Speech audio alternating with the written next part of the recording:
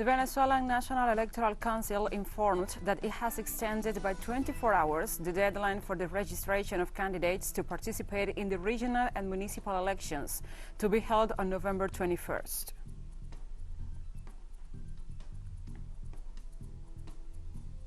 Argentina has received more than 4 million doses of COVID-19 vaccines in the space of just 2 days as part of an agreement with the Chinese national pharmaceutical group Sinopharm.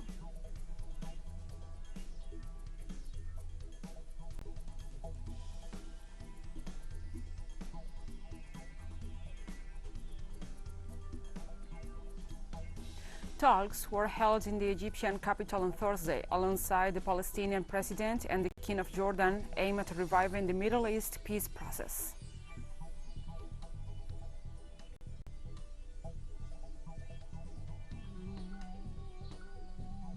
From the headquarters of Telesur English in Havana, Cuba, this is From the South. I'm Gladys Quesada. Now we begin with the news. The Venezuelan National Electoral Council informs that it has extended by 24 hours the deadline for the registration of candidates to participate in the regional and municipal elections to be held on November 21st. The president of the National Electoral Council, Pedro Calzadilla, announced the extension of the deadline until September 4th. Through its Twitter account, the entity stated that the decision, taken unanimously, was evaluated by the electoral authorities in order to facilitate the participation of the largest number of organizations with political views. The new extension for the registration of candidates will not have impact on the electoral schedule for the next phases. On November 21st, 23 governors and 335 mayors will be elected, as well as 253 legislators at the national level.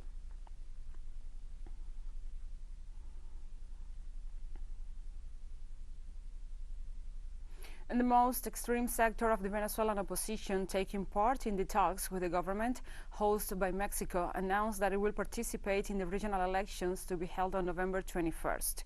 Meanwhile, the National Assembly annulled the decisions of the former opposition-led parliament, which paved the way for the theft of Venezuela's assets held abroad.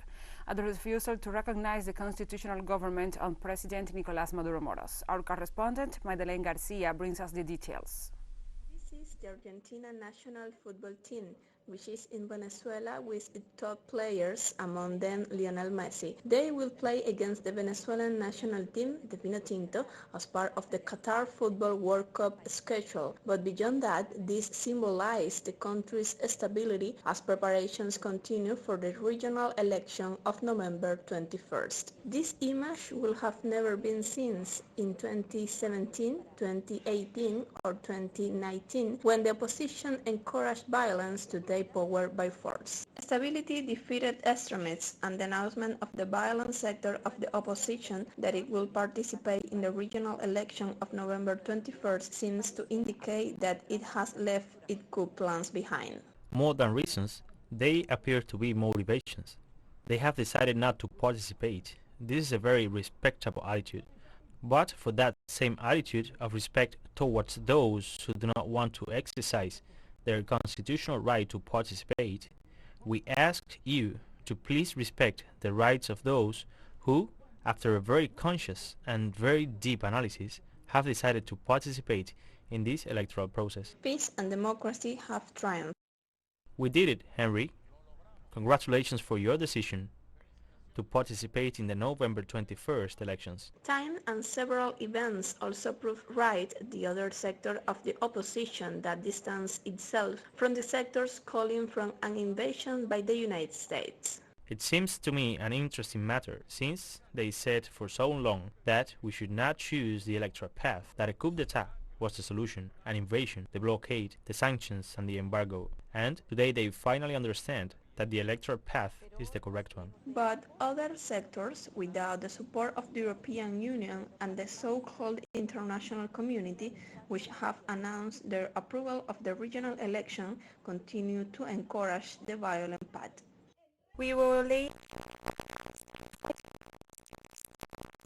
delegitimize, agitate and accumulate the necessary strength so that the world understands that nobody surrenders here.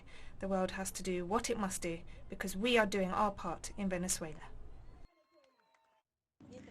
Meanwhile, the National Assembly unanimously agreed to reverse six legislative decisions approved by the former opposition majority parliament that empowered Juan Guaidó, backed by the United States, allowing him to establish a supposed interim government and take control of Venezuelan assets abroad by recognizing him as the president of Venezuela and appointing illegal diplomatic missions in countries allied with Washington.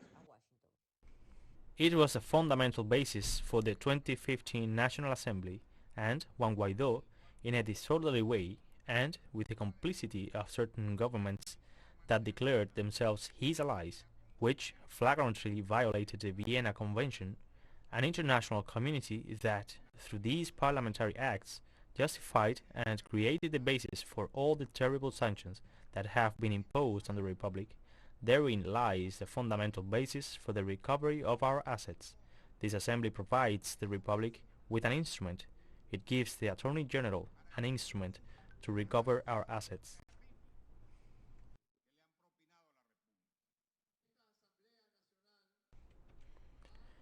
This National Assembly has repealed and repudiated what has been done here, precisely to harm the Bolivarian Republic of Venezuela, against its property, against its assets, and mainly against the people of Venezuela. These are acts of real law, but in addition to being acts of real law, they are acts of true justice. With this move to recover state assets, the Venezuelan government will attend the second dialogue and negotiation meeting in Mexico from September 3rd to 6th. Madeleine García, Telesur, Caracas, Venezuela. We thank you, Marlene, for this report. And now we continue. The new Peruvian government of President Pedro Castillo is moving ahead with its promises to increase spending on key public sectors, such as education, as outlined in the 2022 budget bill presented to Parliament on Thursday. Prime Minister Guido Bellido and Minister of Economy and Finance, Pedro Franque, presented the bill, which includes 7.6% higher spending than the budget for the current fiscal year, which is to be financed through greater tax contributions stemming from a reform of the system. The largest public spending is allocated to the education sector, a top priority for President Pedro Castillo as a teacher himself. The bill prioritizes health, including the COVID-19 emergency, education, poverty alleviation, security, gender-based violence, access to drinking water and sanitation, among other issues.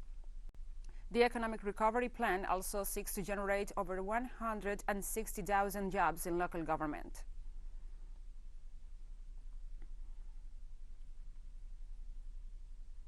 Another community leader and trade unionist has been assassinated in Colombia as the violence continues and the government fails to act.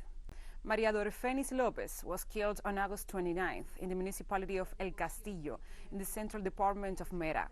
Lopez and her husband were intercepted by armed men who shot her dead and wounded her husband. Lopez belongs to her local community action board and was also a member of the Union of Independent Agricultural Workers of Mera.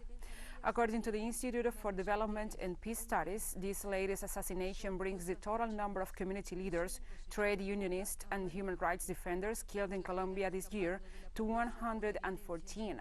In a country that continues to be wrecked by violence, over 1,200 social leaders have been assassinated since signing of the peace agreement in 2016.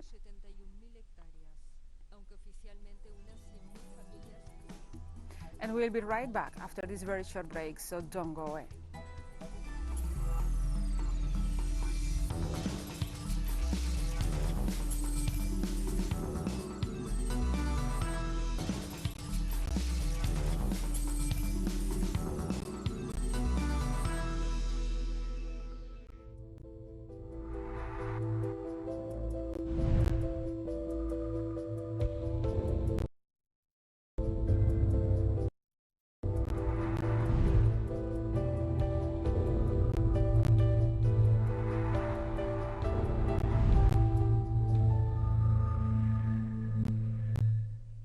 Welcome back to From the South.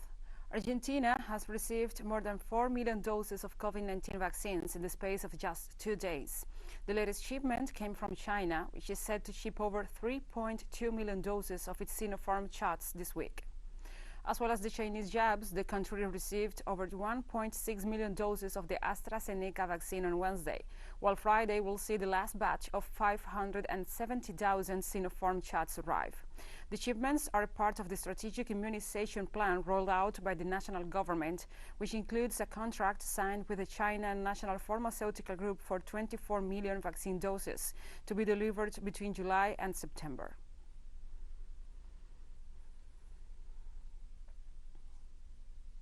After being interrupted due to the COVID-19 pandemic, the school year will restart in Cuba from September 6 on a distance learning basis until the conditions allow for a return to presential classes. As reported on Wednesday, the first stage of the new school year will be conducted through television lessons and e-learning. Minister of Education, Dr. Ana Elsa Velázquez, informed that students will begin the return to schools once they have been vaccinated. To achieve this goal, 3 vaccination groups have been identified based on age, with a corresponding schedule for vaccination according to priority.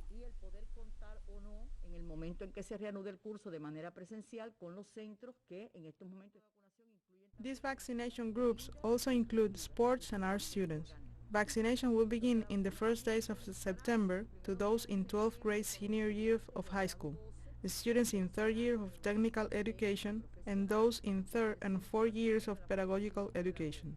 The vaccination schedule will allow that, after the 3rd dose is applied, these group students will be able to attend their schools on October the 4th.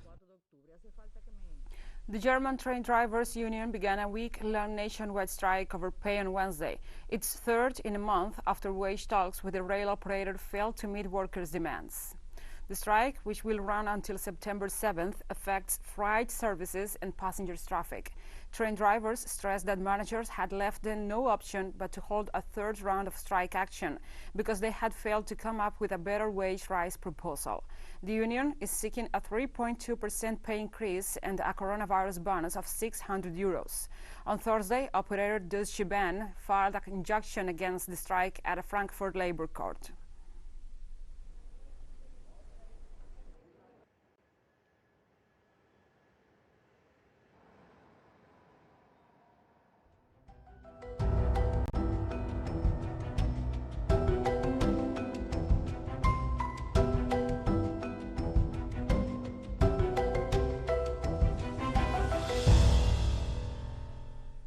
The death toll after extensive flooding in the northeast of the United States caused by the remnants of Hurricane Ida has risen to at least 43.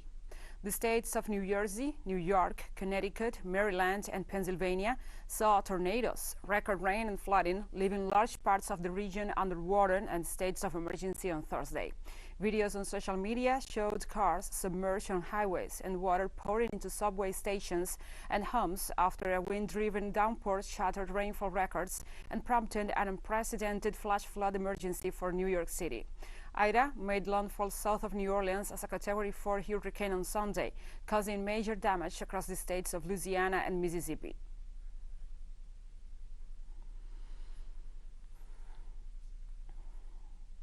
Chinese Foreign Minister Wang Yi held a virtual meeting with the United States Special Presidential Envoy for Climate, John Kerry. The U.S. representative visited China's northern city of Tianjin for climate talks.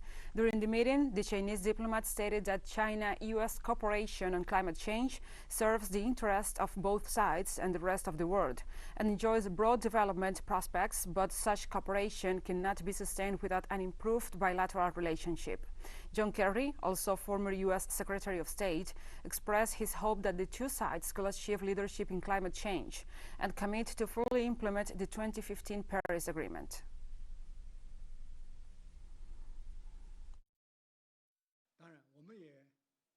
We have shown our sincerity. Everyone who met with you will have to spend 14 days in quarantine, but we are willing to pay that price to discuss cooperation with the U.S. on issues of mutual concerns, as two major countries in the world. Cooperation is the only correct option and the keen expectation of the international community. Given the science and what's happening, that we're all going to be dealing with this, certainly for the rest of our lives. And I think a challenge is as big as any that we face on a global basis. And China, my friend, plays a super critical role. UNICEF launched a campaign to collect aid to address humanitarian needs after the earthquake that devastated Haiti, leaving more than 2,000 dead. UNICEF estimates that some 1.2 million people in Haiti, including 540,000 children, were affected by the powerful 7.2 magnitude quake that caused the collapse of hospitals, schools, and homes. Meanwhile, more than 119,000 people are in need of clean water, and many families continue to face desperate conditions. Children urgently need medical care, and displaced people need shelter. UNICEF highlights in its donation campaign to provide aid to some 385,000 affected people.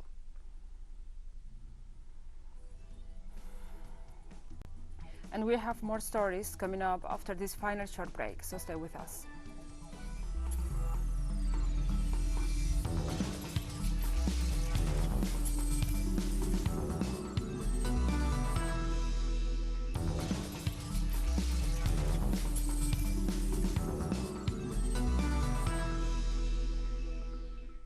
Welcome back.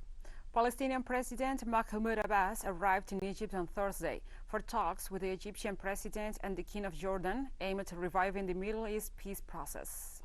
Abbas' visit to Cairo comes as Egypt's efforts to reactivate the dialogue process between Palestine and Israel continue, a possibility that was rejected by Tel Aviv last week. The Egyptian government played a decisive role in the ceasefire reached at the end of May, after another round of systematic bombardments by the Zionist army against the Gaza Strip, and left more than 250 Palestinians dead and destroyed some 1,500 homes. In Cairo, Egypt's President Abdel Fattah el-Sisi and Jordan's King Abdullah II discussed the elusive two-state solution with the President of the Palestinian Authority. The three leaders reiterated that the Palestinians have a right to an independent state, with East Jerusalem as its capital, something the Israeli regime continues to refuse to recognize.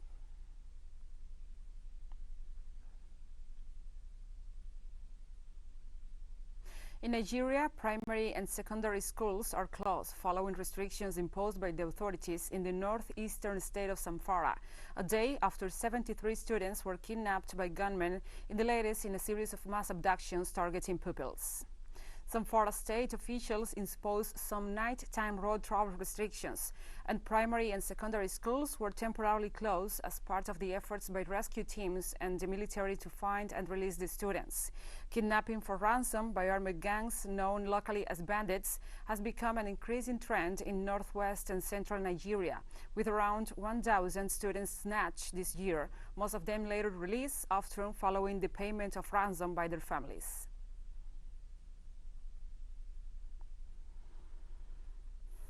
Closing markets and schools that cannot solve the problem. Our children are just at home and nothing is happening. The only thing the government needs to do is they have to come together and see how they can solve the problem of insecurity in Nigeria. I am comfortable with the measure they have taken for peace to reign in the state, because even when there is insecurity, the children can never be focused to learn. Also in Nigeria, at least 58 people died of cholera in the last week in the northeastern state of Borno. Health authorities reported 559 cases, with the most critical outbreaks in the Woza and Howell areas. According to State Health Commissioner Juliana Bredos, the government led all fast response teams to the affected areas, aiming to control the spread of the disease.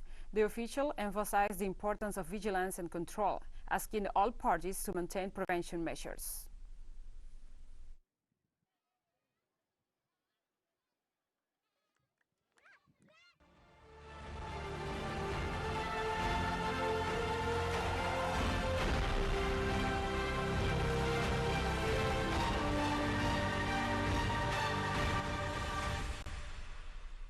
And now we address other topics. The Taliban reported that the announcing of the new government in Afghanistan will have to wait a few days more after speculations about the possible undertaking of a violent act preceding Friday's prayers. Bilal Karimi, spokesperson of the Taliban group, labeled as improper propaganda and slandered the fact that the self-named Islamic Emirate of Afghanistan intends to announce on Friday the formation of the new government. Simultaneously, the spokesperson informs that the consultations among Taliban leaders and Afghan politicians over the making of an inclusive government have concluded.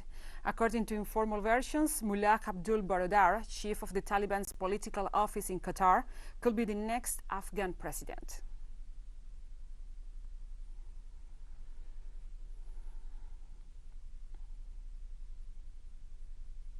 And the transcript reviewed by the media outlet Reuters showed that the United States President Joe Biden and his Afghanistan counterpart had a phone call before the Taliban seized control of the country. In the phone call, the leaders discussed military aid, political strategy, and messaging tactics, but neither Biden nor Ghani appear aware of how prepared or the immediate danger of the entire country falling to insurgents. The U.S. head of state also advised his Afghan counterpart to get buy-in from powerful Afghans for a military strategy going forward. On August 15th, Ghani fled the presidential palace and the Taliban entered Kabul. Since then, tens of thousands of desperate Afghans have fled, and 13 U.S. troops and hundreds of Afghan civilians were killed in a suicide bombing at the Kabul airport during the frenetic U.S. military evacuation.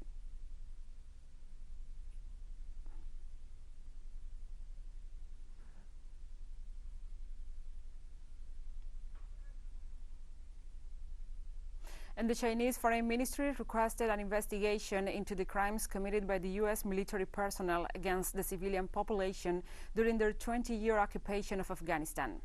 Foreign Ministry spokesperson Wang Wenbin condemned recent reports that the U.S. forces had fired on civilians following the bombing at the entrance of the Kabul airport last Thursday. He also pointed out to a series of attacks committed against civilians by U.S. troops and NATO forces since the beginning of the occupation. He recalled that according to the latest data, at least 47,245 Afghan civilians had been killed in the war up to April 2020. In this regard, China urged to protect the lives of Afghans and defend their human rights.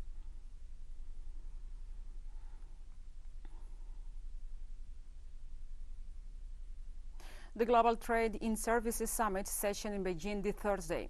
The summit, part of the China International Fair for Trade in Services, which runs through September 7th, saw leaders of the World Economic Organizations call for global standards for digitalized trade in the service sector to bridge global divides and to boost opportunities.